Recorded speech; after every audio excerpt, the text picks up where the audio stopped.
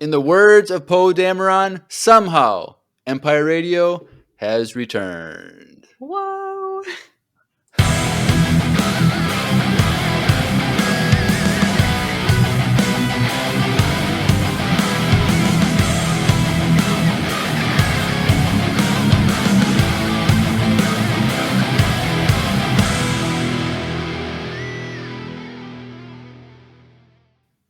Hey everyone, welcome back to another Empire Radio podcast episode after 6 weeks, or actually 7 weeks. No way. Whoa, that's so many weeks. I'm Jeremiah.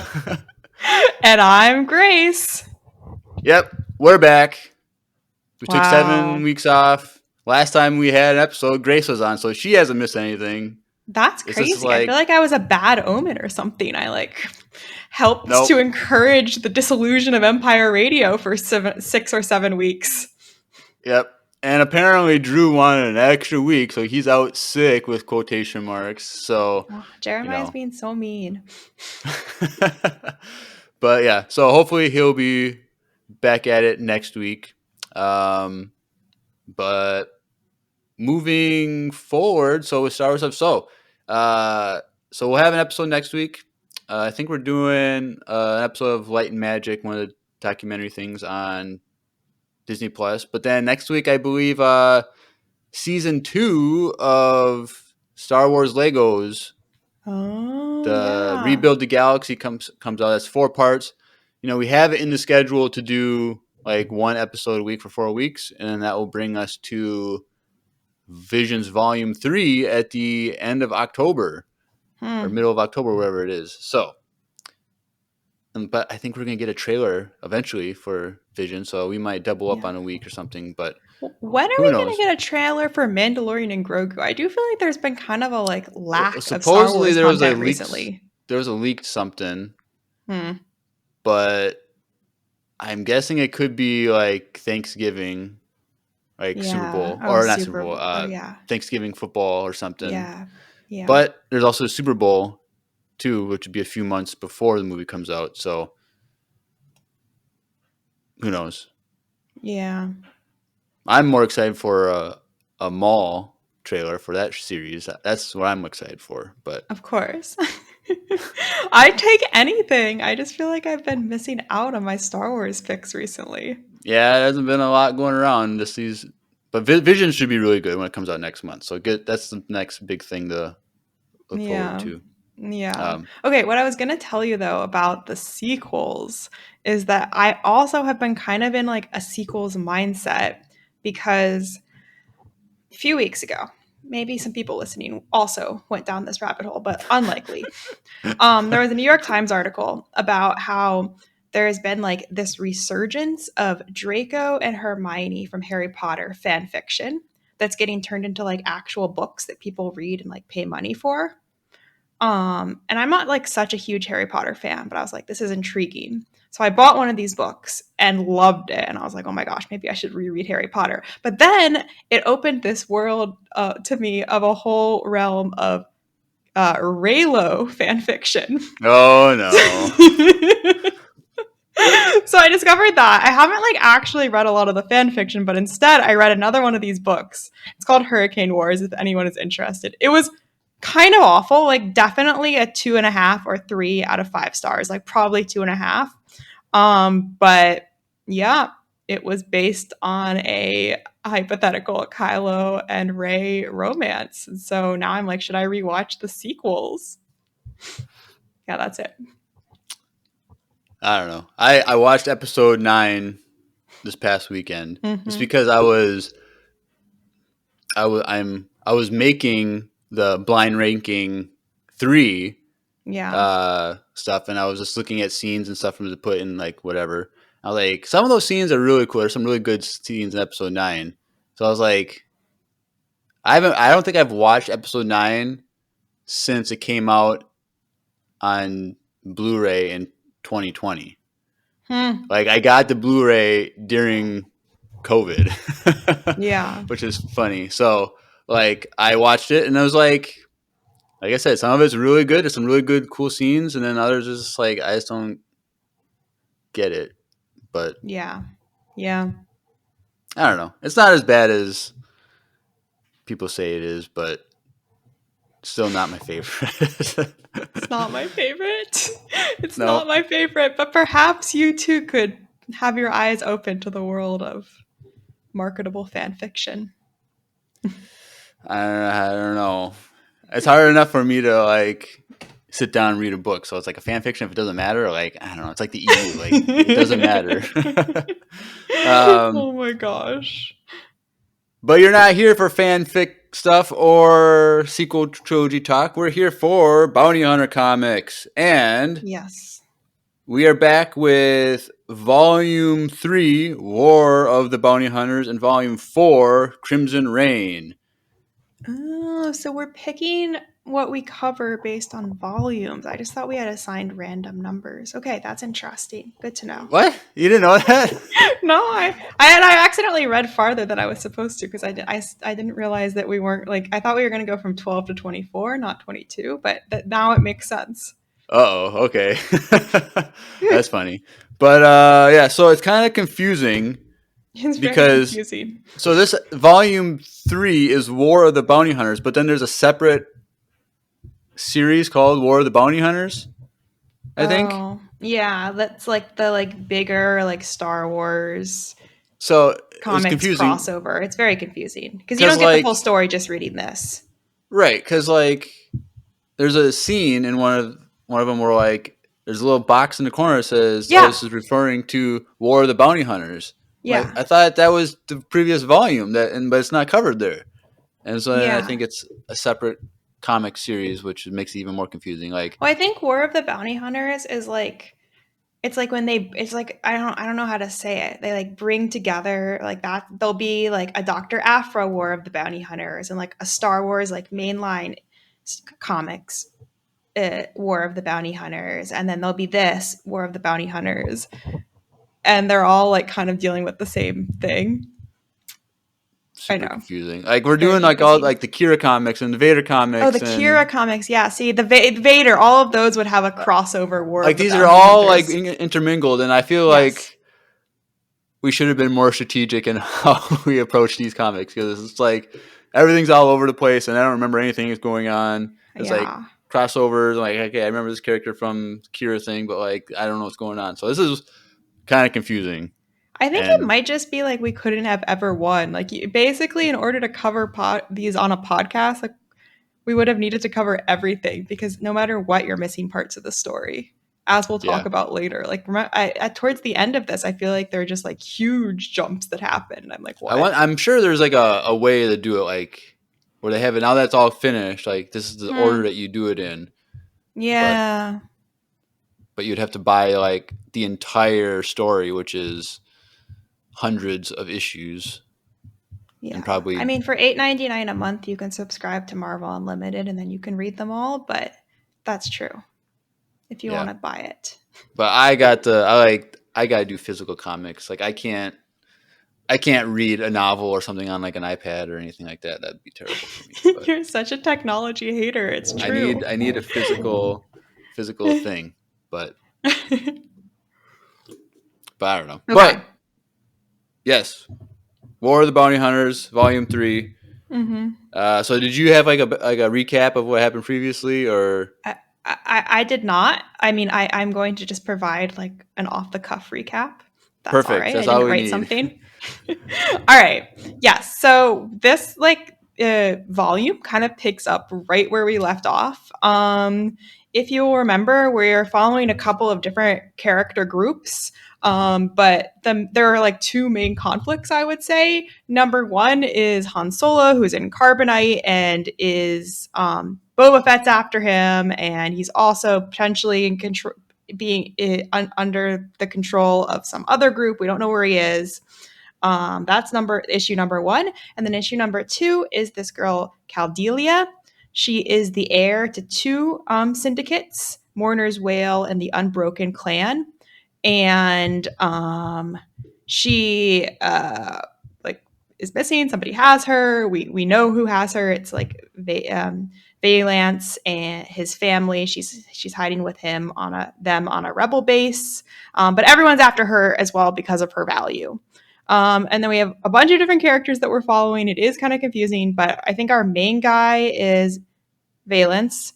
Yep. He is good friends with Han Solo, or he knew Han Solo when they were both in the Imperial Army, and Han Solo saved his life. And that's why he's trying to go and get him and help him. But also, the other interesting thing about Valence is that he is this like cyborg who, while in the Imperial Army, suffered like very serious injuries and therefore has all of these electronic augmentations. And then we have he's working with this guy named Drengar, who he picked up at the end of the last series of issues that we were reading.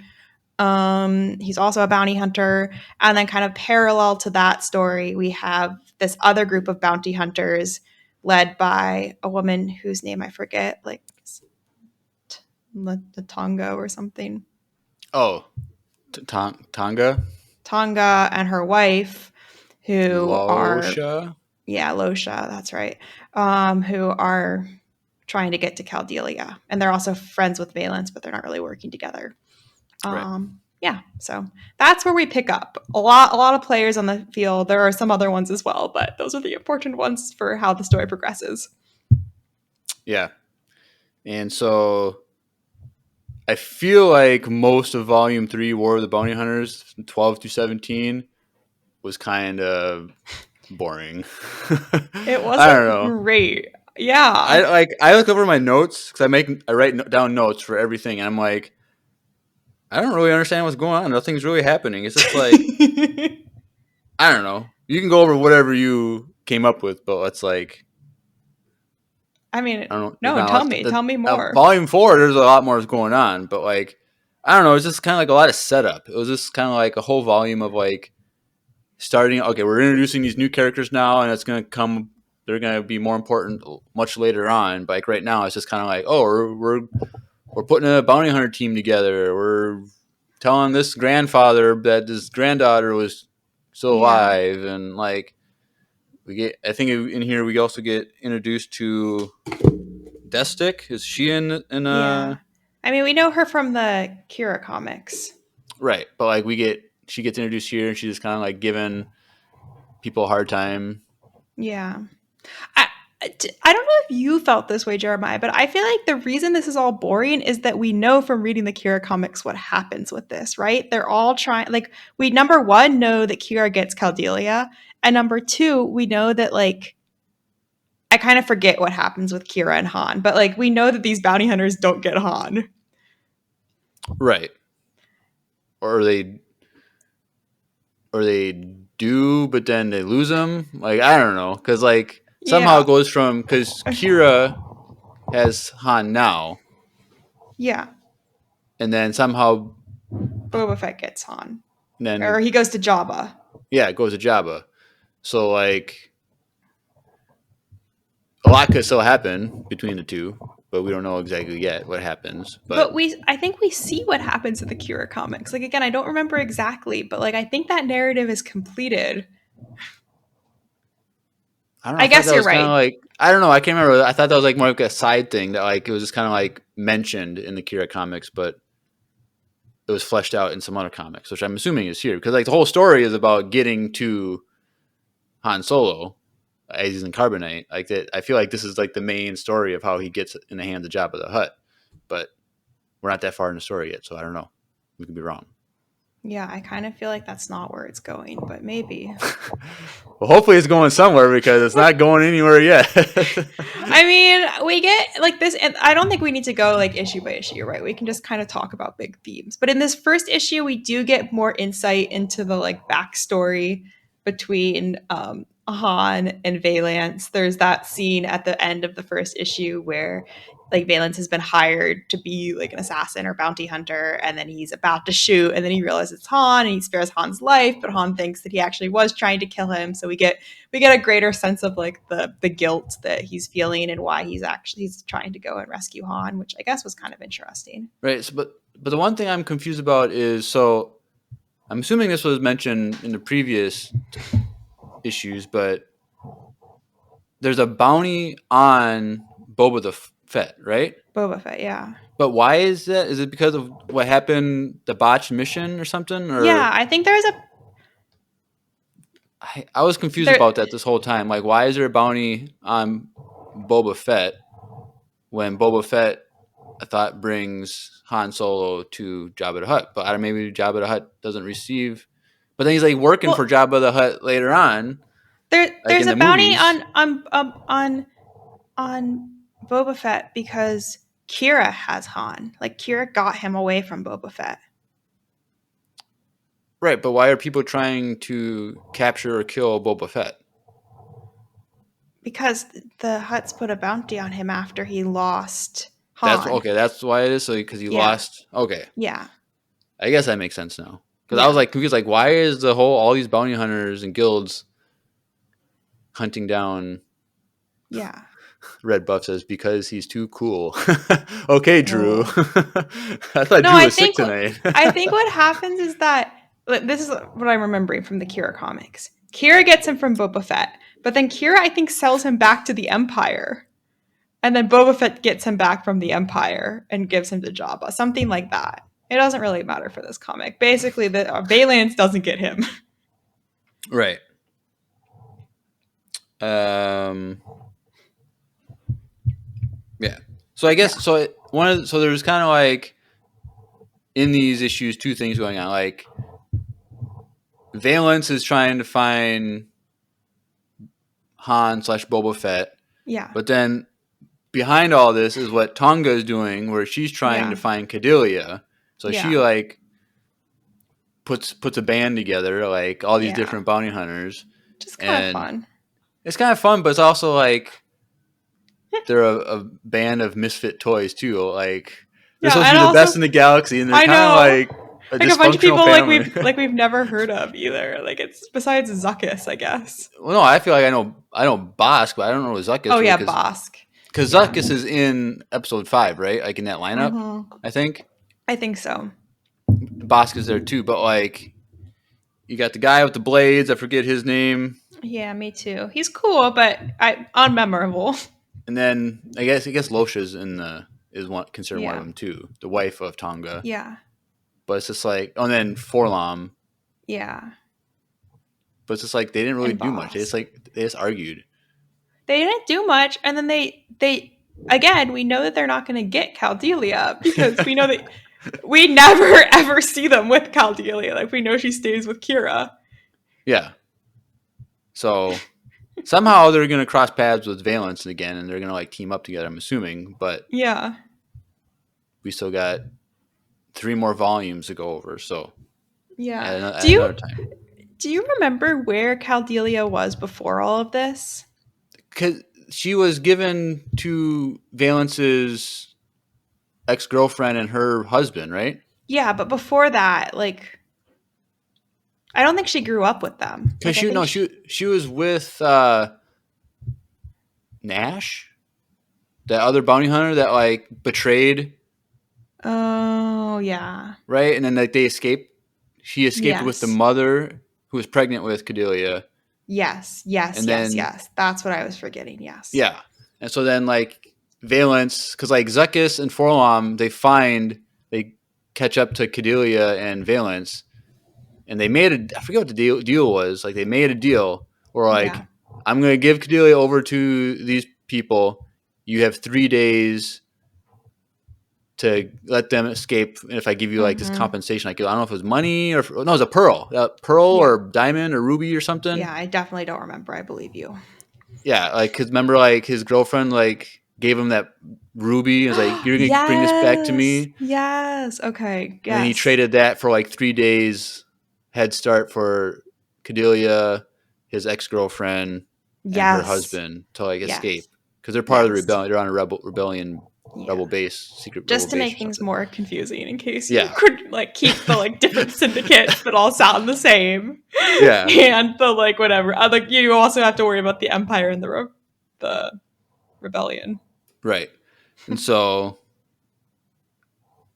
yeah, so now Tonga is trying to find Cadelia to keep her safe from being killed or captured by Crimson Dawn, Yes. even though they do get her. Yeah. But they're still trying to track her down. So yeah. And I don't think they know about like Crimson Dawn. I guess is something that the characters learn about midway through this comic. Because I think before they just like thought people were like trying to assassinate her. Yeah, because it's kind of interesting because we get like an explanation of a little brief explanation of Crimson Dawn's history. Like, yeah, like we get like a that. flashback to like the Siege of Mandalore. Yeah, with the I'm sure you noticed the like clones that had the Ahsoka painting. Yeah. So that was pretty cool. And so they were like in hiding after the end of the Clone Wars for quite a while. They rose up a little bit, like, and then like they disappeared again, and now they're starting to rise up again with Kira wanting to like start the bounty hunter war to distract the Empire so she can like track down and kill Vader and Palpatine. Yeah. Which that's a whole crazy story. A lot of fun. Go check out the Kira Comics presentations that we story did before. Is excellent, and I would really recommend you read it. That's a way cooler story that she discovers who Palpatine and Vader are and then almost kills them. Yeah. I'm not gonna tell how they got screwed up, but people that you already hate in Star Wars canon ruin Kira's plan. Yeah. Let me just say, Jeremy, those people end up coming back in issue 24, so you can get excited for that. Oh gosh, I know. I'm whatever. I know. But yeah, so then we get kind of introduced to like Lord Comdeck.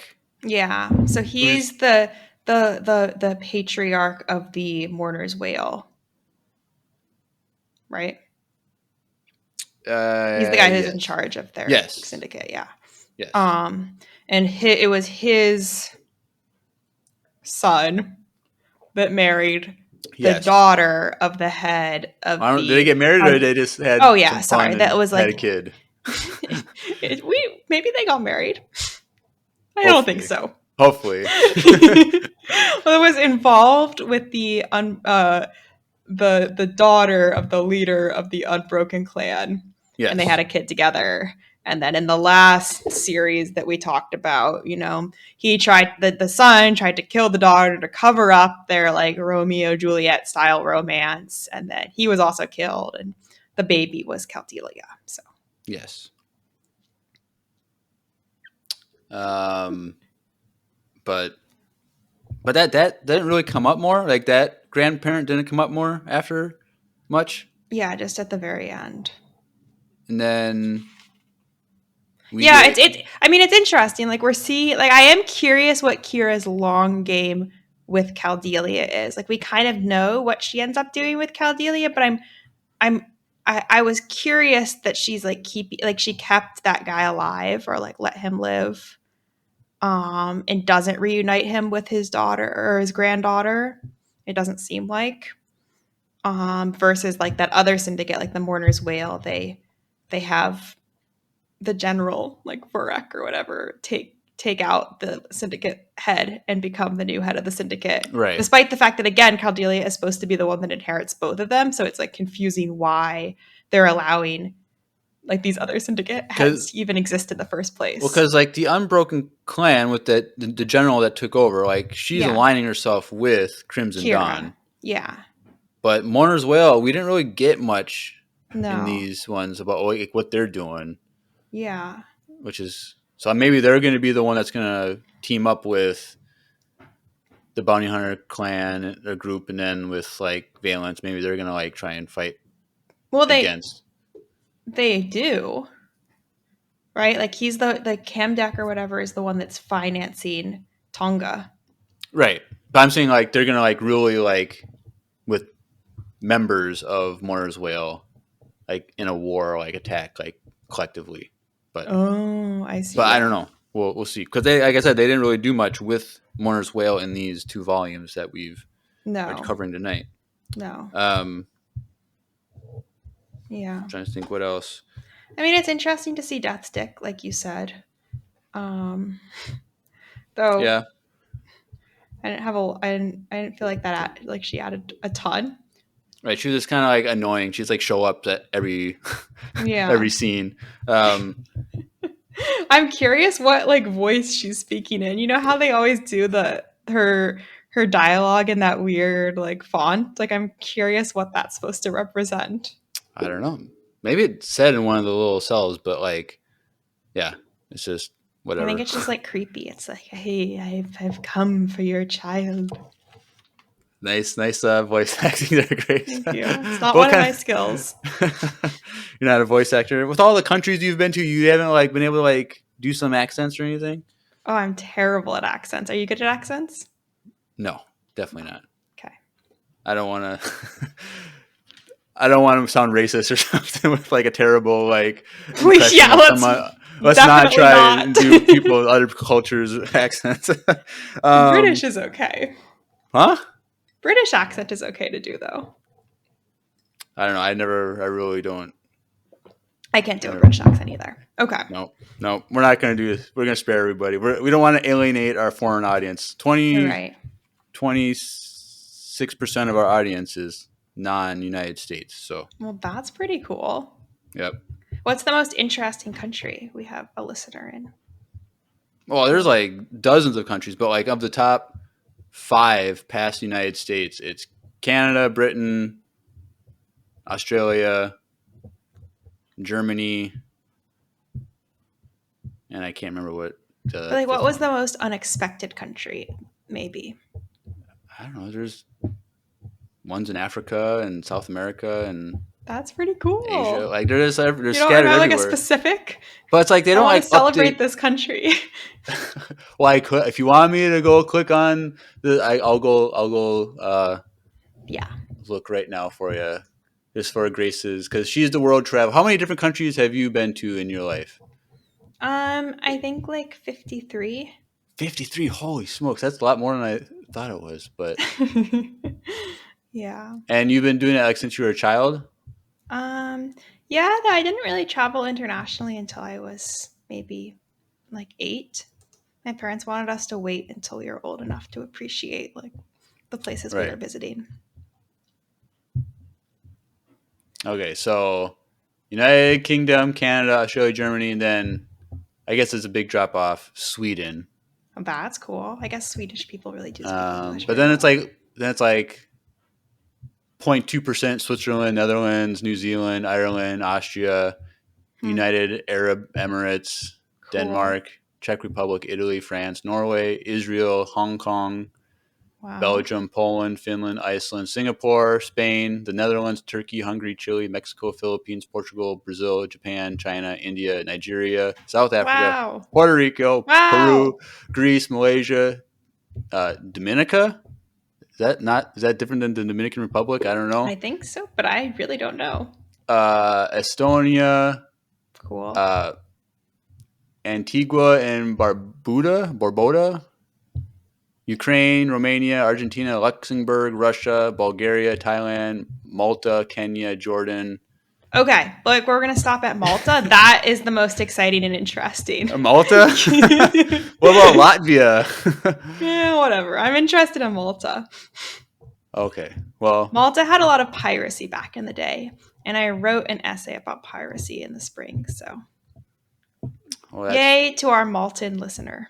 yep. Send in a voicemail. Hmm. All right, enough of that. Where were we? Oh yeah, okay. I was just looking at the name of the general that takes over the Unbroken Clan is General Vukora. Vukura. Yeah. So she becomes like an important character and an ally of Kira after she takes out the man that's actually in charge of her Unbroken Clan. The interesting thing with her is that like when she is like recruited to Kira's side to Crimson Dawn by Margot, Kira's like right hand woman, they're showing her like something in a box, which I guess is like a knife. But I did it seemed like it was portrayed in the comic as if it was this really huge deal, but I didn't really get it.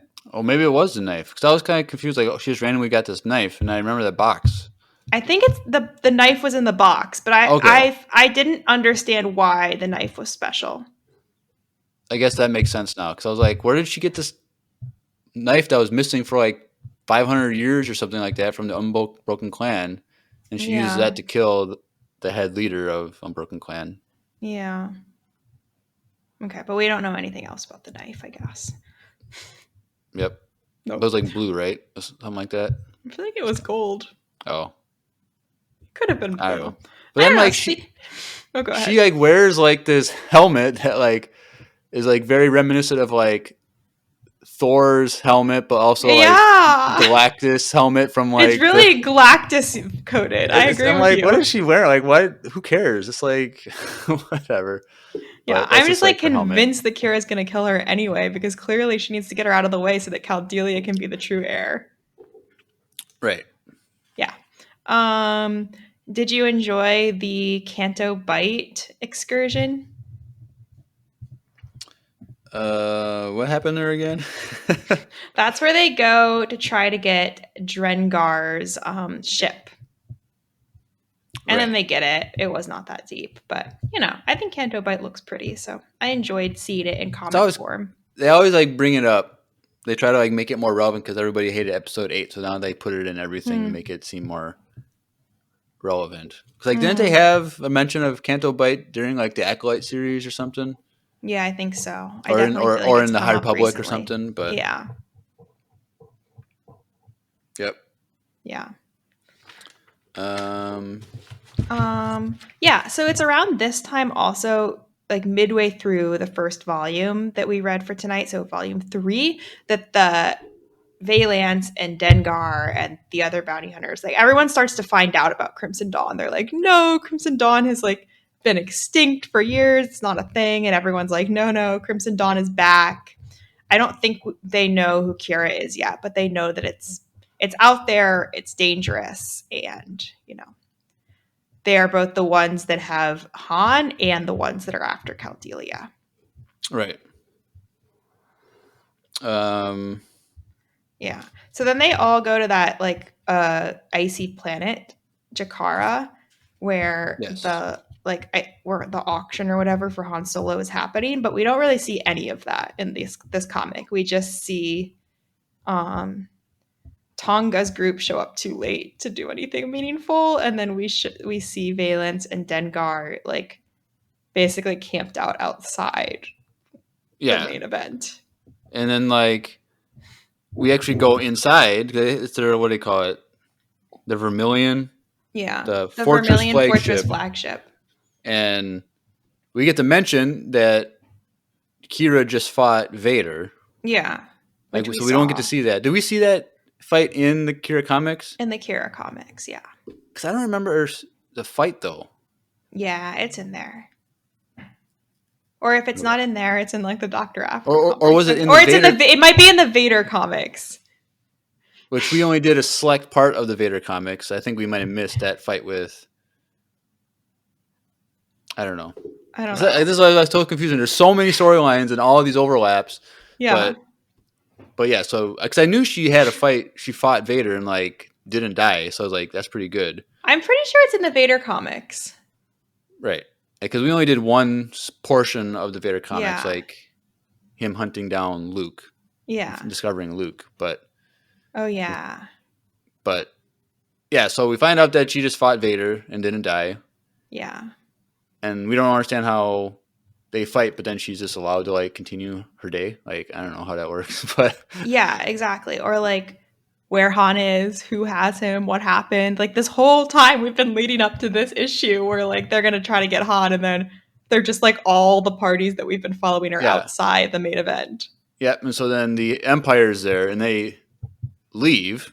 So like, Mm-hmm. and we find out With they Han. had with Han, and then Boba Fett is there, but then like he willingly goes with Valance to go after the Empire, but then like Boba Fett fakes it or something, and like Yeah. just So we ditches also them. like So then Boba Fett steals Han, yeah. and Yeah. but leaves Valance Exactly. on the Executor. Exactly. So we miss the betrayal Yeah, and we miss how the Empire got Han. yeah. So it's just like This was my least favorite part of the comic. I was like, what happened? I don't understand why we just did this huge jump. Also, it feels like this is all pointless because our characters were not even there. Like, they showed up late. Yeah. Yeah. It was really annoying. But like, this is where, and we kind of, we jumped the gun with the Fukora lady. Like, she hasn't overthrown the clan leader yet. Not yet. Because here, Kira's like, hey, I want you to overthrow the leader and become the leader type of thing. Yeah. Towards the end. And then but I think it was cool how the volume 3 ended with because like Valence is like trapped on the Executor. Yeah. But like the bounty hunter crew with like Tonga, they're outside the ship they're in like a space battle trying to survive, and they're trying to like get Valence, and they're like to comment him. They're like, hey, we're out here, but like you gotta figure out how to get to us type of thing. And so like he runs into just an Imperial cadet. Yeah. Yeah. That was so sad. And he's like, hey, you're better than this. The Empire's gonna screw you over one way or another. Like, you need to get out of here. And like they find like the crew on the ship, they find out where Valence is, and he's with this cadet, and they're just like, open up the airlock, and sucks the cadet out into space, and Valence is able to, with his cybernetics, to like stay inside. But Valence gets like a jetpack, and he's just gonna like jetpack out into space to Tonga, and like he gets there, Zuckuss grabs his hand, he's there, and then Vader through space just like yanks him back with the Force back into the Executor. That was really cool. Like that was pretty cool. That would be a cool scene to like watch, like live action type of thing or something. That'd be, see Vader. Like, we don't really know how far away it is, but like it's far enough away where like they're safe from the Executor shooting them down type of thing. For sure. So like I was like, that's pretty crazy, because like he catches Zuckuss's hand and then gets ripped back. So it's like he had the hope. I made it. Nope, says Vader. And then at the very end, Valence is in perfect cybernetic health, new skin, new fake skin, self-healing skin, like the latest version, like all fixed up. And Vader's like, hey, you serve me now because I saved you. Yeah. And that's how it ends. Like, oh, cool. This is like a cool cliffhanger. It's starting to get good. That was cool. It also made me really like question why Vader didn't get himself some of that cybernetic skin. I don't know. I guess maybe his insurance didn't cover it, but who knows? I don't know. That was funny, Jeremiah. Okay. I do like the dynamic between the two of them though, because I feel like on like purposely they make the Valance and Vader backstories kind of parallel, don't you think? Yeah, because they're both like cybernetic. They have to like serve a purpose that they don't want to serve really, but they kind of do type of thing. They were both kind of like destroyed by the Empire and then like left to pick up the pieces. They both kind of like ruined their romantic relationships because of their, connection to the Empire. Right. But so that's volume 3. So if you've ever been stuck in space, and you're about to be rescued, and then a Sith Lord pulls you back into the ship, and then you're all fixed up, but you don't want to be there. What better way to calm your nerves than with a nice hot beverage such as coffee or tea? And once again, even after our long break, we still have our sponsor, Wesley Andrews Coffee and Tea out of Minneapolis, Minnesota. So if you're trying to figure out what to do with your life after this happens to you, try out this promo code. Let's take a listen. Hey everyone, Andrew here. I'm pleased to tell you that the sponsor of today's episode is Wesley Andrews Coffee and Tea. If you don't know anything about Wesley Andrews, you definitely should. They're an award-winning coffee roaster and shop in Minneapolis, Minnesota, and they make fantastic coffee. The awesome thing is that whether you live in the Twin Cities or not, you can get their coffee beans delivered straight to your door by ordering them online. They even have a subscription service that ensures you never run out of amazing coffee. If you've been looking for some new coffee to try or a way to elevate your normal coffee routine, now's your chance. head over to wesleyandrews.cc, use the code Empire Radio, that's with a capital E and a capital R with no space at checkout, to get 15% off your first purchase of any bags of coffee or a coffee subscription.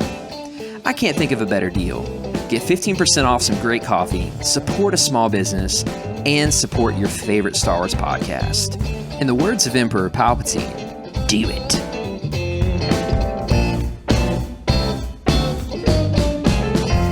Do it. Do it. Oh, that was pretty enthusiastic, Grace. Thank you. I mean, do I not usually bring a healthy dose of enthusiasm to my podcast recording? Well, yeah, but when we do the do it thing, you kind of get a little timid for some reason. Sorry. Well, but I like you're on your way up. You're getting better with time. New year, new grace. It's not really a new year. You've been on a few times this year already. But I guess a school year, like post Labor Day, it's kind of like a school year transit. So we'll go with that. But now since you've done it once, we're going to hold you to that expectation moving forward now, so you can't regress. Okay, I'll do my best. Perfect. So yes, so Volume 4 was a lot more interesting than Volume 3. There's more action, but definitely more action. Yeah, and I don't know, but even then, I feel like only half the story was really interesting, and that was Valence's story, which they didn't do a lot of. No, we did not. And I feel like the Valence story, like if they could have made it different, and then that should have just been the story itself. This whole, because like, well, we'll get into it, but it's like this would have been a cool like novel that took place between 5 and 6 about like him trying to save his old friend Han Solo. Like, it would have been a way cool thing with like, and everything that happens with Valence here. It's like this is a really compelling story that I think would have been a really cool like standalone story, but they kind of like mixed and matched it with all this other stuff going on. So it's kind of like disappointing, but we'll get into it. But we find out Valence's backstory, more of his backstory from like when he was a kid. Yeah. Which I hate that they gave him a different name just so they could keep the like secret reveal of who the kid's identity was him. Like, even though it was kind of obvious, but like, I don't know. They gave him a different name? Yeah. Because like you don't know for sure if the kid is Valence or if the adult is Valence with a different name, because the adult looked like Valence a little bit, like a younger Valence. I don't think they give him a different name. Yeah. I'm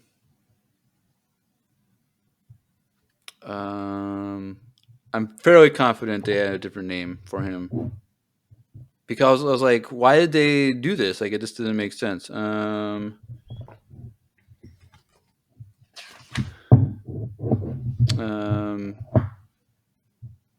don't know.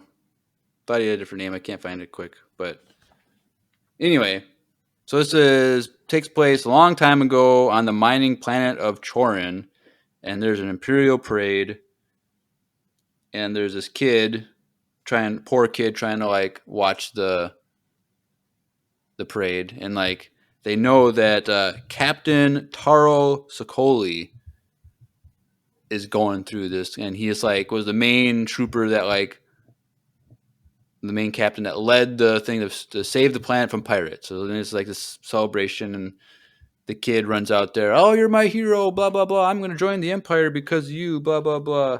Yeah. And like they make it so that Captain Taro Sokoli looks like Valence a little bit. So I was like, I agree.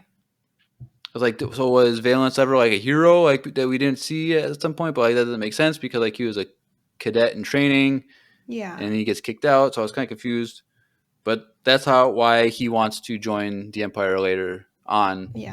When he has his girlfriend, he's like, I'm doing this for us, babe, like type of thing. And then basically like what is interesting about this little flashback they give us is that when we go back to the present, we have Valence and Vader, and Vader coerces Valence to working for him and working for the Empire by saying that they've been able to like read Valence's mind basically because all his mind has all these augmentations. They've also like replaced his heart. And if he doesn't agree to work for the Empire, Vader has been able to read Valence's mind, and he knows where the like rebel base where Valence's ex-girlfriend and her husband, and I guess still Caldelia at this point, are hiding, and he's going to like bomb them and kill them. And so Valence is like, okay, I'll work with the Empire. And basically at the end of this issue, he gets his first assignment, which is they bring it full circle to kill this captain who's now an admiral who he looked up to when he was a kid. Yeah, which was dark. It's a very compelling story. I like that. Like, I was like, this is a really good story that he's going to have to kill his childhood hero. Yeah. And like he's now a slave to Vader when he's trying to like not be a slave, obviously. Like he's trying to like save his friend Han, but now he can't. But he also wants to keep his loved ones like safe. But I don't know. I think it's just a very interesting story of how I think this should have been its own story of Valence. He joined the Empire, defected because of how bad it was, became a bounty hunter, became all the cybernetic stuff still happened to him. He finds out about this Han Solo thing, like he's in carbonite, and he wants to save his old friend. And like, it could, post Empire Strikes Back, like where this takes place, like Han could like, I gotta go on my own. I heard that while Han is in the carbonite, Valence is going out. I gotta go find my friend, and like he rescues Han or tries to rescue Han. And, like this would have been a much more compelling story to have like a standalone story. Like it'd be an interesting Han Solo because we could get all the flashbacks with Han Solo. That might be people would probably enjoy more than the Han Solo movie because we get like just a brief time of Han in the military, in a flashback type of thing. So I don't know. I thought this was a missed opportunity to have a cool Han Solo Valence standalone story, but I don't know. Yeah, it's whatever. Because in the next issue, we see this scene, another flashback where I guess after Valence had been injured, but before he'd been like so extensively injured and augmented, he like runs into his hero, whose name I'm forgetting again, Tyrell or whatever. Sokoli. He's like a general at this point or something. Yeah.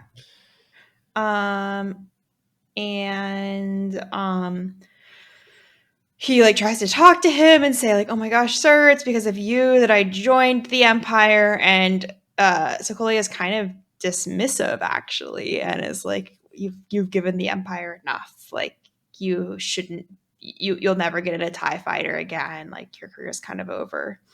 And he doesn't remember Valence either. Yes. Which I believe. He doesn't remember that specific planet that he liberated. Like, there was just so many of them. Like, it almost sounded to me like the pirates were planted by the Empire so that they could come in and save the day type of thing. Oh, interesting. So it's like he's done this so many times where it's like a fake rescue that like it doesn't mean anything to him. Oh, interesting. That's a smart read, yeah. Like I could be reading into it, but it seems like we learned from Andor season 2, like they plant rebels action on Gorman to like justify coming in to like take over the planet.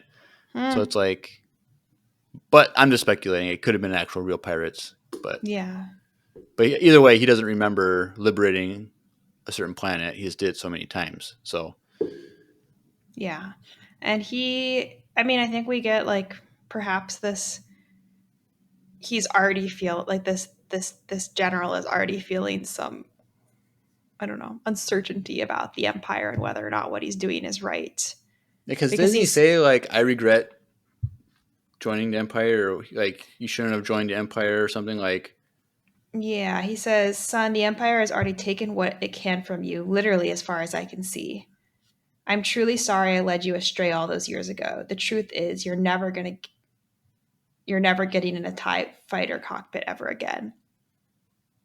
Yeah, so it's weird hearing him say like, "I'm sorry." Like it should be an honor to like give to the Empire, to like make the sacrifice for the Empire. Like it was a good thank you for your service type of thing.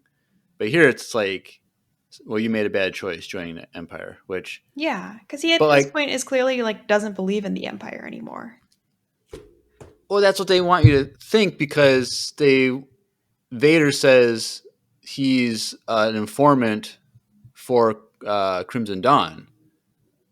So I it's think in like, the end he wasn't an informant. He's just a like. I think Vader just says like, yeah, I knew he wasn't an informant, but he was like publicly expressing dissatisfaction with the Empire, and that can't be allowed to stand. right. But it just seems like, to me, like at first I was like, oh, they're just painting him as sympathetic to non-Empire ideals. Yeah. But then, like, because Vader lied, it seems like, well, maybe he wasn't. He is faithful to the Empire. So it's kind of like he's showing signs of being anti-Empire, but at the end of the day, he's still pro-Empire because he's not an informant for the Crimson Dawn. So I But don't he's know. still expressing, like, Vader says he still was publicly expressing anti Empire sentiment. At the end, like after Yeah. he told Valence that he lied, maybe. Yeah.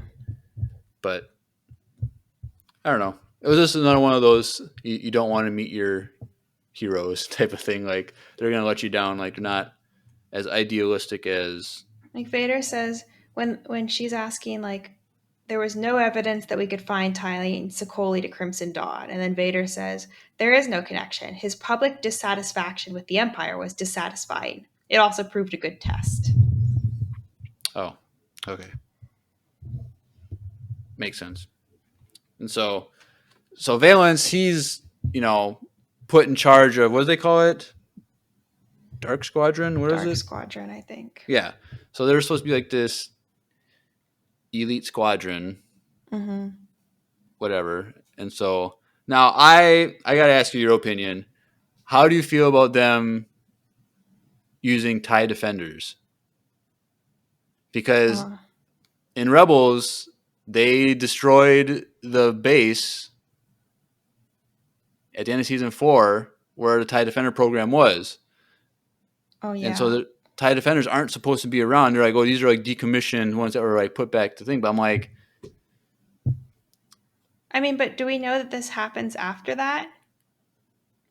well, this is Rebels is before episode 4, and this takes place after episode 5. Of course, yeah, of course.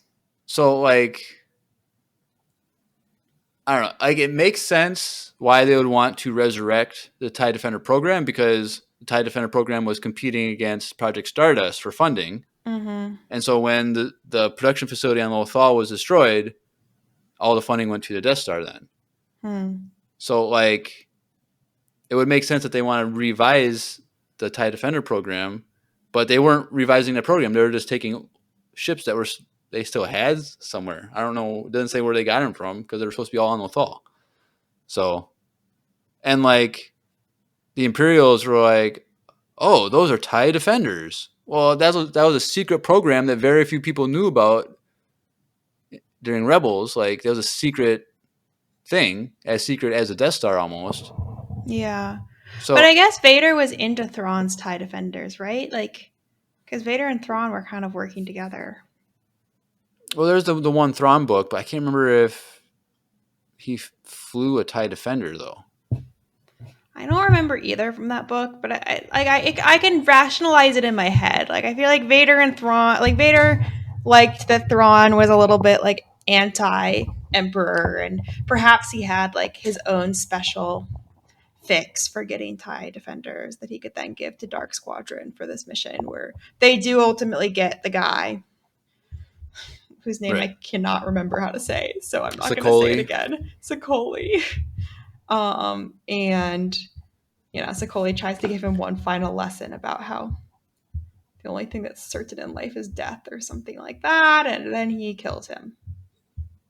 Yeah, because Valence, so like the TIE Defenders are getting all shot down when they're attacking Sokoli's ship, and like they disable it. Obviously, they take out the hyperdrive. Classic Star Wars. The hyperdrive gets taken out. They can't escape. Blah blah blah. And so then the only way for Valance to get in is like crash his TIE Defender into the bridge of the ship where Sokoli is. Yeah, which was pretty cool. Yeah, and then they just kind of like talk, and then he kills Sokoli, and then leaves, and Vader's like, "Hey, good job! I was just testing it. He wasn't actually working for the Crimson Tide." Yeah. Classic. So that, and then that was like all we got for Valance for the rest of this volume. I'm like, I want to know what's going on with Valance. I don't care about the misfit toys of bounty hunters. Yeah, I know. I'm looking at the next one, and we have, I guess, the like going after Forlom, and then we have General Vercora. Yeah. So we already talked about the Vercora stuff. She just goes to the Unbroken Clan. Yeah. Headquarters, because she was like their number one general, top general. So she's like can go in and no one is worried, and she just goes in and kills the head leader and takes over. And like I'm the captain now, type of thing. With her cool knife. The cool knife. Yep. But like the Forlom stuff is so boring. We don't even need to talk about it. Like, there's nothing. It's so weird because that was one of the things that we missed out on in a different comic run was Zuckuss and Forlom parted ways because someone programmed Forlom to kill Zuckuss, so Zuckuss is like and now Forlom's like a giant spider, like murder droid. And like it's weird because they like the previous volume, Zuckuss is like this super like analytical, facts only, like he can see the future, mathematical, like he's just kind of like a droid in a sense. But here, like in these volumes, like they humanize him more. Yeah, because like he's like so sad about losing his only friend, whatever. But like it was just so like I don't know. I felt like they were trying to ship Forlom and Zuckuss like they were a couple or something. I don't know. Oh, I don't know. I feel like they were kinda just like doing a bromance. Like they were just friends. Kind of like Lando and L3 in a Solo movie, or they're like a little like, oh, what's going on here type of thing. Oh no, I didn't pick up on that, but okay. Like he's like, yeah, I know that Forlom is programmed to kill me, but I'm really betting on his emotional connection with me to override his programming. Oh. I'm like, okay, you're super analytical, but you're not using your head in this moment, you're using your heart type of thing. Yeah. And remind me why they need Forlom. Like, why are they going after him so because he's the best slicer in the galaxy, and they want to find... Yes. He can, like, somehow... They want to trace the signal that came from the rebel planet.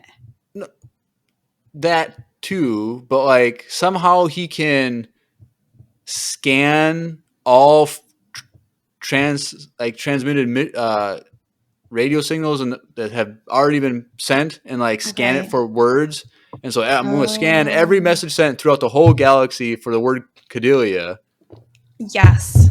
Which is like, everything is recorded and is on record. Like I didn't understand how he could just like find a transmission that was sent previously and scan every one that's ever been sent.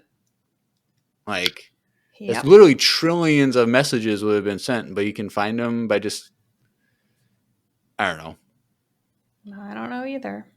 And so they're able to track Forlom's signal to like some debris field. And like, he's in this debris field, like of all these destroyed ships. So we're going to go there. We're going to find him and we're going to recruit him. But Forlom made it was all fake. It was all set up so that Zuckuss would come. And so then they start trying to like fight each other. And Zuckuss is like, cuts off his head.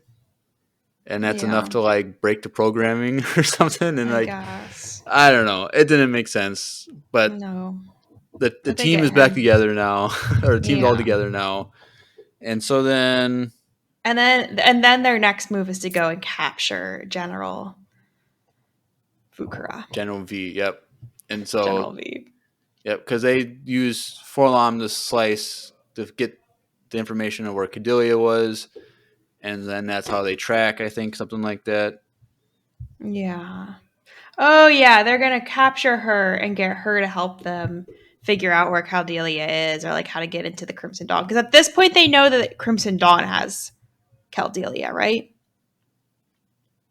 Like somehow, like we've missed the stage where Crimson Dawn goes and gets Caldelia from the Rebel base. Right, I think so. Yeah. Yeah.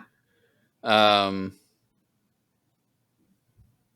and we should also mention, we haven't mentioned it, but the whole side thing with Dengar, like, oh yeah, the Hutts have Dengar's girlfriend. Oh, yeah. Sorry, we forgot to talk about that. But this is very brief, and then like he's just like has to like serve the Hutts to like get his girlfriend back, but now he's like working for. He had to serve the Hutts to get his girlfriend back, and then he allies with Deathstick. So I think he's now on Team Kira, and he's working with Kira on Crimson Dawn stuff. But he's pretending to be an ally to Hutts. Yes, and to our like misfit bounty hunter gang. Something, yeah. It's kind of confusing.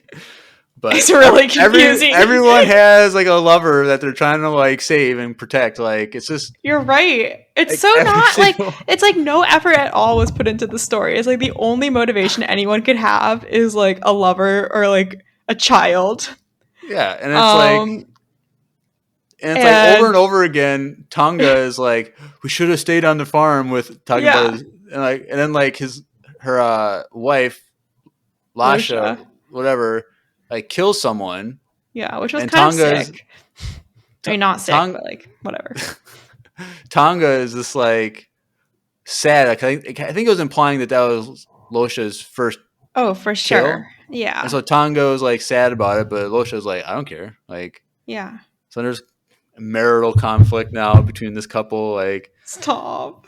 So it's like, who knows what's gonna happen with that? Blah blah blah. I feel like one of those two ladies are gonna die. Me too. Yeah. But we'll find out later. Maybe they all end up with Caldelia. Is this like a group of bounty hunters are just raising Cordelia? Oh, maybe they're like the wives. It's gonna be like the Bad Batch, them raising that's Omega. Cute, yeah. And so then like maybe there'll be an issue where like they gotta go to the hunter for parental advice. Like how do you do this? She's 16 now, and now she's like having an attitude. How do we deal with this? And then like Hunter and like Wrecker and Crosshair are like, this is how you do it. I feel like Caldelia ends up with Dr. Aphra, but I don't know. Maybe that was a different child she teams up with. I don't know. Everyone gets in possession of. Like somehow, yeah, I don't know. This is really weird. It's all weird. It's also like, again, I think maybe we just have to finish the comic to know, but like, right. I still don't fully understand, again, why Kira cares about having the heir to both of these syndicates. I guess it's just to like unite the syndicates or to like have peace in the syndicate war. She doesn't want the peace. That's the thing. Because she created the war. Yeah. But didn't it end with her like giving like her final like words of wisdom to Cordelia, being like, yeah, I think you get to decide your own future. You don't have to lead one or the other. You don't have to, like, you choose what to do with your life. Yes. But then she also leaves Crimson Dawn to Caldelia. Does she? Yes. I don't remember. I might have to go back and. No, she definitely does. It just doesn't make sense. I don't know what to do. I think we mean. Let me look at Wikipedia for Caldelia. Get spoiled. I know you love your spoilers. Is right. No. It's not. I read this. Oh, actually. But yeah, so as you're looking that up, yeah, they track where General Vakura is, And they're like, all right, we got to go there and we got to capture her and we're going to make her talk. And so, before we get there, they go visit Lady Proxima on Corellia. So Lady Proxima is that weird, like, giant worm snake thing that was, like, in charge of all, like, Han Solo and Kira when they were still, like, child slaves or whatever. And they're like, yeah, we don't like that the Unbroken Clan and Crimson Dawn are working together. Like, this is not good for us, blah, blah, blah, type of thing. And I think they give some intel because Unbroken Clan is on Corellia also. So, like, they have some intel of, like, where people are and what they're doing in the city and stuff like that. And we see a scene with Cordelia eating dinner with Kira, and Cordelia tries to kill Kira by jumping over a table with a knife, and that didn't work too well. So that happened, and that was like all we really got, I think. Yeah, we see Kira, like we see kind of like a more I don't know, like a mean Kira. You know, we see her sinister side. She's trying to teach a lesson, but she's not being kind to this kid. Right. And then also, I was kind of confused. So then we get like a one little scene with Dengar. He goes to a Mourner's Whale safe house, blows it up, and leaves a message for like the one survivor. Yeah. What was that for about? I don't. Because he wants to meet with the Mourner's Whale guy, like Kadem or whatever. Karadem. The old man. Okay, the grandfather of Caldelia. But why does he want to do that? Because he wants to. Because he was sent on this mission by Crimson Dawn. I mean, I know why, but we haven't read it yet. Oh, okay. Yeah. So basically, they just the crew of bounty hunters, they attack the Unbroken Clan, and they're like, "Perfect, we got through, and we're good." And they fight General Vakura. They like gas her or like stun her or something with like a poison or something, and she falls asleep. And there's like trying to escape with her body, but then like literally like a horde of syndicate members show up, and it's just them trying to escape. And they're waiting on Forlom to like, all right, you gotta get to the rendezvous point at this time, and we gotta escape. And they get to the landing pad, and he's not there. Like, oh no, he betrayed us, or they killed him, or something. Blah blah blah. But then he arrives exactly on time. Well, you told me to be here at 4:00, so I got here right at 4:00. You guys got here a minute early. Like, it was just typical droids. Am I right? Yeah, exactly. Not understanding. Yep. And then it ends with General Vakura. She wakes up and says, "Because you have done this, the girl is doomed." Yeah. Bum, bum, bum. And then that's how it ends. Yeah. Yeah, so it was fine. So, I don't know. It got a little exciting in Volume 4, but, like, so much is going on. It doesn't make sense. And then it's just like, what's going to happen? It's too much. I think your point is good. I think they should have focused on Valance as our, like, main character. I think the issue is they, like, marketed this as a bounty hunters plural, so they feel like they have to have all these bounty hunters. But I don't know. Wasn't my favorite. But I'm guessing it'll get a lot better as, like, all these stories are coming together. Because, like, if you know me, I like my stories that have all these different stories that come together and culminate. But I don't know if the comics are going to do it as well as, like, a novel. I think the stories do all come together and culminate. You just have to, you have to be committed to reading everything and, like, remembering all of these random people that you might never see again. Yep. Well, cool. So that's not to say that you guys shouldn't read Star Wars comics. Yep. I do think that they're worth reading, and I do think that this storyline is interesting. This might just not be the most interesting. It's the middle of the story, so yeah. Well, I don't think this bounty hunter stuff is that interesting, but I do think like the Vader and the Aphra and the Kira are pretty good. The Kira stuff and the Vader stuff, that was really cool. So go check out those episodes. And those ones are that was when we had like the slideshow with like screenshots of like the comic. So like you can like see some of these scenes and what like characters look like and what scenes look like, and so it was a lot of fun. So go check those out. I think it was 2 Vader episodes and then 2 Kira episodes that we did for those. So go check those out. A lot of fun. So moving forward, so there's a total of 7 volumes in the bounty hunter stuff. Mm-hmm. And so we'll do another 2 volumes for an episode. And then the final volume is an extra long volume. And so we'll do a single episode to finish it off. We don't have those episodes planned yet, but I don't know, probably after Visions Volume 3 is done, when we cover all those episodes, we'll get to Bounty Hunters. So it's November maybe for next one. Yep. All right. Anything else, Grace, about these comics tonight? Not really. I feel like I need to hear some voicemails. Perfect. Let's transition over to everyone's favorite time of every episode, voicemail time.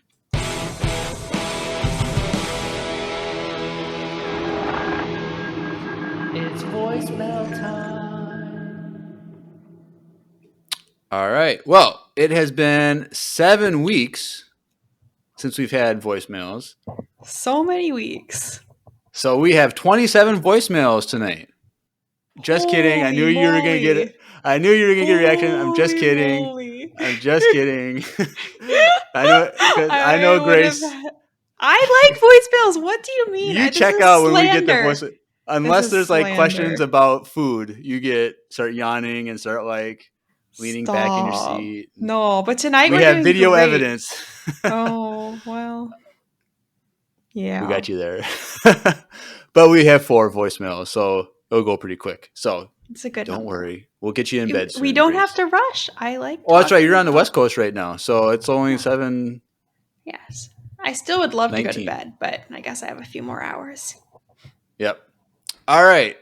First voicemail is from someone I think we've heard from a few times. He is sent in a voicemail like right after we aired our last episode because he listened to it. And so this is in reference to the last episode that we did a book review on Trials of the Jedi. Nice. So let's take a quick little voicemail from Dylan. This is Dylan, and I want to say the reason why the Blight from the High Republic felt weird because it was in the young adult novels, and the Rod of Ages and stuff was from like the comics and stuff. Bye. All right, thank you. Because we were discussing like, where does Rod of Ages? It just randomly showed up in this book, and so he says it was in the comics, and then the Blight stuff kind of like came out of nowhere in the 5th book, and we were like, it was like a shift in the story, but I guess they covered it in other books too. So, story of the High Republic is and the comics. They just kind of like put everything everywhere, so that, like you kind of miss stuff. But thank you for the clarification, Dylan. Yeah, thank you, Dylan.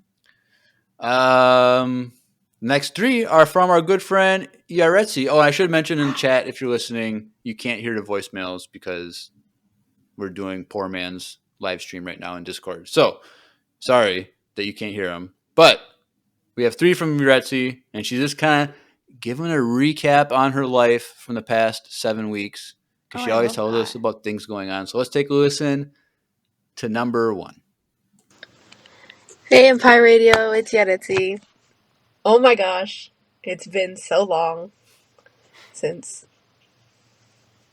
It's been so long, yeah. It's time for my recap, I guess, from the past few weeks. Number 1, my family, we got 2 new dogs. One's named Rex, and the other's named Hunter. Yes, they are based off the Clone Troopers. Then I got obsessed with 2 new things. One is called Epic the Musical by Jorge Rivera Herranz.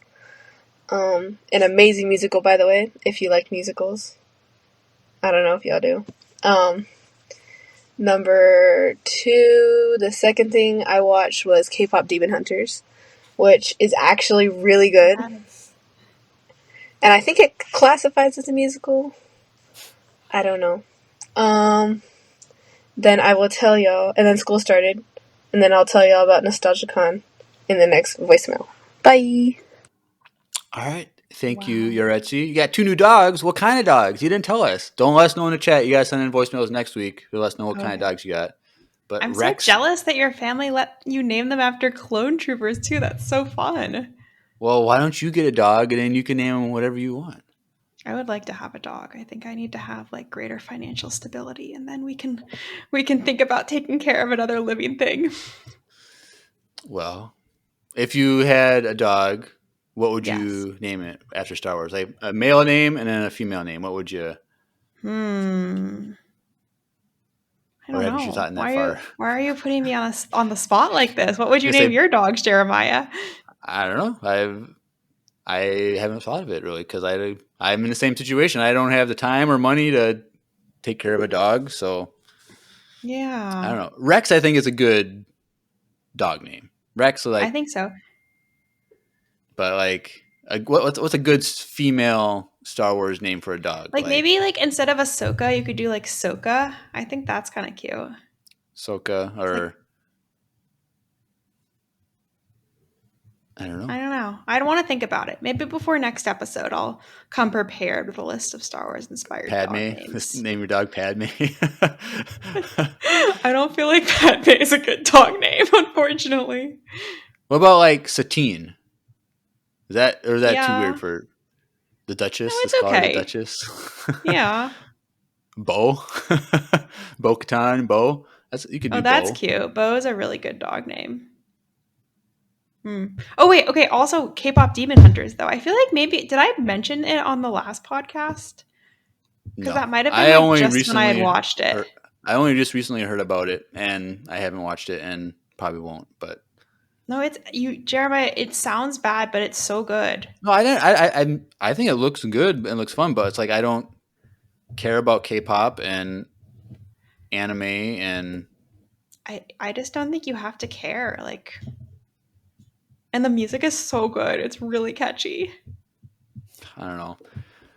Andrew, he's our K-pop expert, but I don't know. Maybe. I don't have Netflix right now either, and it's like Netflix is so expensive. It's $25 a month. Yeah. But I'll be getting it soon because I want to rewatch and binge Stranger Things because nice for the new season. In November, season 5 starts. So yeah, you gotta get on that, Grace. I've thought about it all summer. I just think it's too. I know you did. I told you about it. I'm like, you got the summer to do it. You can do it, and you were thinking maybe you would, and you didn't. But it's my favorite TV show of all time. I'm glad that you like it. I do not plan to watch it. I've decided it's too scary. It's not scary. It's just intense. There's a difference. It's the best. It's so well written. The child actors are great. The visual effects are amazing. The story's writing is so good. The music is amazing. I think you'd like it. You just need to watch it with someone. Yeah. So maybe make your boyfriend move to Chicago with you. No, I mean he really wants. He loves it too. He's been trying to get me to watch it for ages. Then perfect. Like what? We're watching Game of Thrones instead, or like. Oh gosh, I've watched it before, but he has never seen it. Okay. Musicals. She mentioned musicals. Yeah. Do you like musicals, or are you not a fan of musicals? I like musicals. I like watching musicals like in the theater. I don't know if I'd watch it on my computer. What about you? I don't know. They can be good, but it's also like I feel like a lot of musicals, like the music is just too basic. So like the music has to be like really like unique or like standalone or something like that. Like, because if it's like normal like stage musicals, I feel like a lot of the music is just kind of like general music, general singing. Like it's not really all that great, but the few that are standalone that are pretty cool are pretty good. But It says Epic the musical is based off the Odyssey. Oh, cool. Oh, I'm very excited for the Odyssey, like Christopher Nolan movie this year. Is that coming out this year or is that coming out next year? I can't remember. Maybe in like March of 2026. Okay, cool. So that's next year. But that's not like, it's not about the Odyssey. It's about like a specific character from the Odyssey or something like that. I thought it was the story of the Odyssey. I don't know. I felt like it was like a nuanced something based off the Odyssey, but I could be wrong. Well, I mean, they haven't had a trailer or anything yet, so like I don't like isn't Tom Holland in that? Yeah, I think it's like a bunch of A-listers. Odysseus' son. Tom Holland, I like Tom Holland, so if I see that, it would be just because of Tom Holland. But I feel like there's a bunch of A-listers in it also, so. Yeah. It's starring Matt Damon? Oh yeah, is he Zeus? No, he's Odysseus. Is he? Yeah. Who's playing? I don't know. I'm talking about something I don't even know about. I shouldn't even. Moving on. Yes. Number 2 from your Etsy. So let's take a listen to that. Hey, Fire Radio. It's Etsy again. So NostalgiaCon. Okay. You guys will not believe the amount of fun I had there. It was 3 days, Friday, Saturday, Sunday. It was in Houston, Texas. And right when I walked into the convention, I was like, oh yeah, this is the place I want to be. It was just a super big room, and in the middle were like all the vendors. I spent so much money just buying stuff from vendors. Especially this one artist, her name's Brittany. Oh my gosh, her art was amazing, especially her Star Wars art. And I met so many people.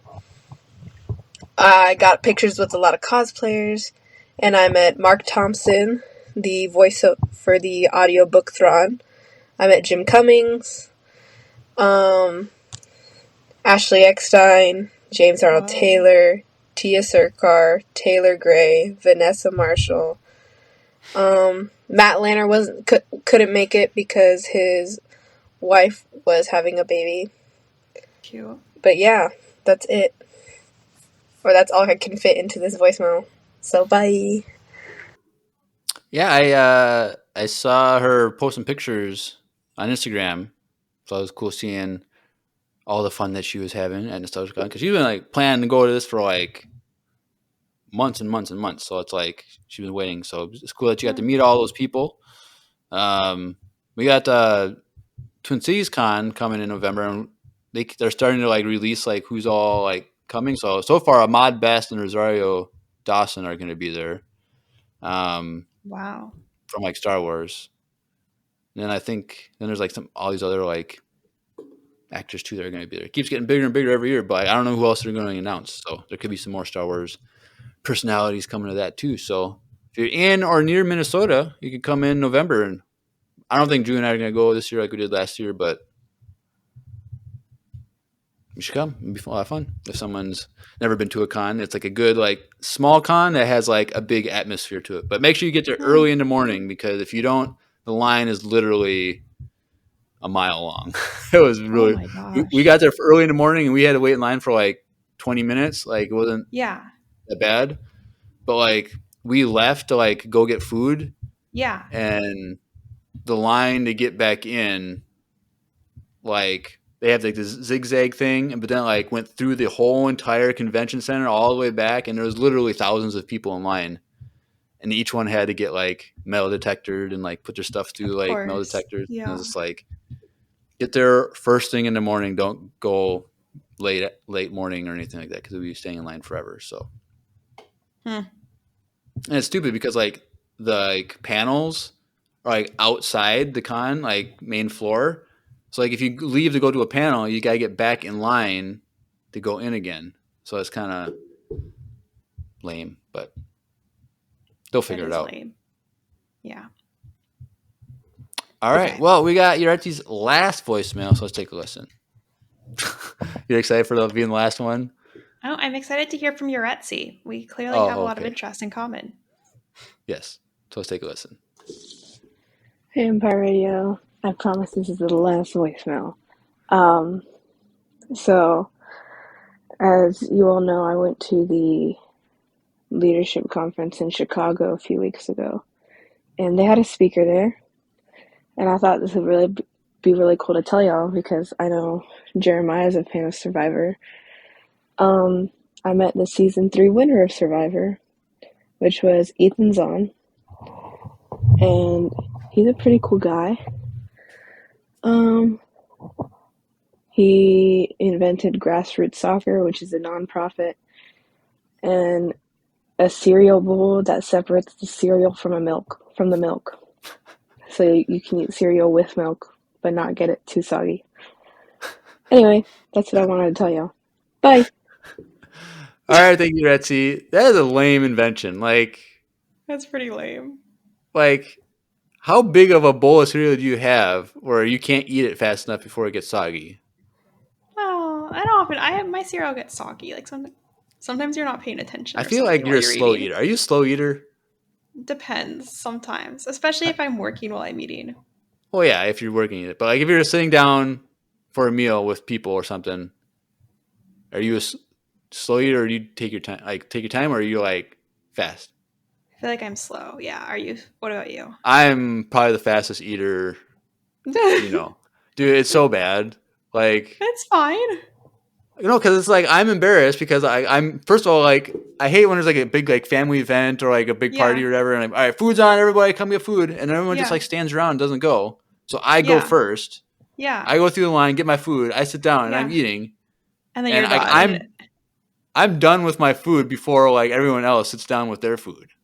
Yeah. And then it's and I'm just sitting there while everybody's eating, and it looks like I'm I'm just sitting there, and it's so stupid. And then I have to wait to go get seconds or something. Yeah. And it's just I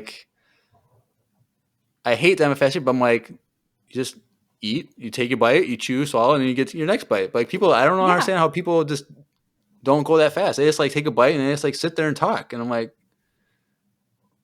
let's go, eat your food. I don't know. That's just me. Yeah. So I'm the worst to go out to dinner with too, just because I'm done eating and I'm just watching you eat your food while we're trying to talk or something. It's just, I don't know. All right. Well, I will be a market for this cereal bowl. I'm intrigued. All right, Retsy, send Grace a link to the Amazon link or whatever to the website or something to so she can buy it. But I don't know. So when it comes to cereal, are you one of those people that puts the cereal in and then the milk, or do you put the milk in and then put the cereal in? Cereal and then milk. I didn't even know you could do it the other way. What about you? Yeah, there's some people that do it the other way around, so you can have more control over your milk cereal ratio. Because you can all right, I'm gonna put some cereal in, eat it quick, and then put more in so it doesn't get soggy. That's so cursed. I do not endorse that. Yeah, I don't know. It's a very small minority, but they're a loud and proud group of people.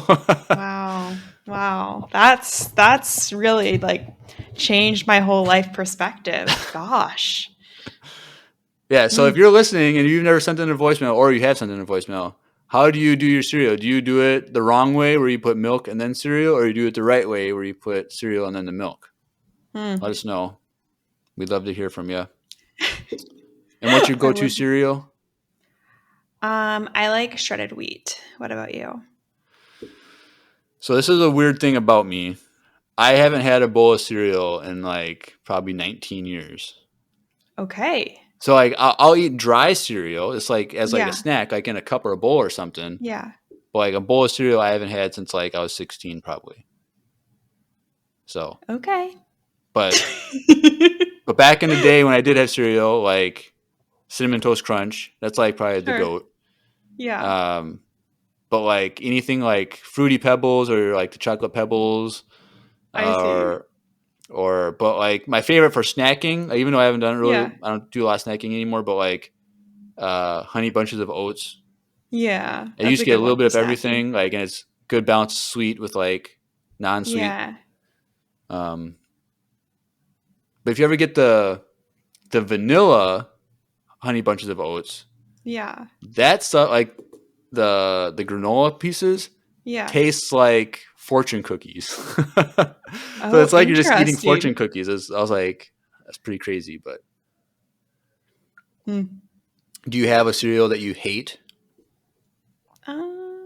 No, I mean, I didn't really eat sugary cereal until I got to college because we like didn't have it at home. So Would in you eat college, grape nuts when you were a kid or something? yeah, literally. That's Really? literally what we ate. That's so funny, Jeremiah. No one ever knows grape nuts. It was literally grape nuts and plain shredded wheat, which I like grape nuts a lot, but I haven't had grape nuts since I was like a little kid. Like, I don't know. That's weird. That's crazy. No, can't believe your parents made you eat grape nuts. Like I know. They tricked us too. They were like, "This is cereal. If you want cereal, you eat this." But in college, they had these like dispensers where you could just get like, endless types of cereal. So I tried a lot during that time period. People, they grow up sheltered as a kid and they try some crazy, crazy things. Grace, she tried different cereals when she went to college. Yeah. It's crazy. All right, my AirPods are dying, so all right. I can offer no additional insights on cereal at this time. All right, cool. Well, like I said, we got some stuff planned for the future with like Star Wars Lego stuff and Visions Volume 3 coming up, so look forward to that. But let's go over some social media and we can get out of here. So it's been a while, so maybe you're just discovering us for the first time. Whoa. But we've just took a 7-week break and we're back. So if you're new to us and you've stayed to the end, go in the description below. There's a links.co/Empire Radio, links below 2 ice. Click that landing page for everything Empire Radio, and you can follow us on Instagram, Facebook, YouTube. Normally we do live streams on Twitch, so when Drew's here, he does that. And so you can follow us live and be in the chat. Join the Discord. We got a Discord. It's been pretty quiet for a while now. People have been kind of sleeping. So if you want to join the Discord, It's a lot of fun. There's a lot of different channels to talk about anything and everything Star Wars, so go check that out. There's a fan email if you need to send us an email, but there's also a link for voicemail. So if you've never sent in a voicemail or you haven't done it in a while, go right ahead, click that link. You don't have to sign up or anything. You just click record and then send. So super easy. But anything else? Easy. Yep. No? Anything else, Grace? All right, Nothing cool. Else. Well, you've been listening to another comics-tastic episode of Empire Radio. I'm Jeremiah. And I'm Grace. And may the Force be with you. Always.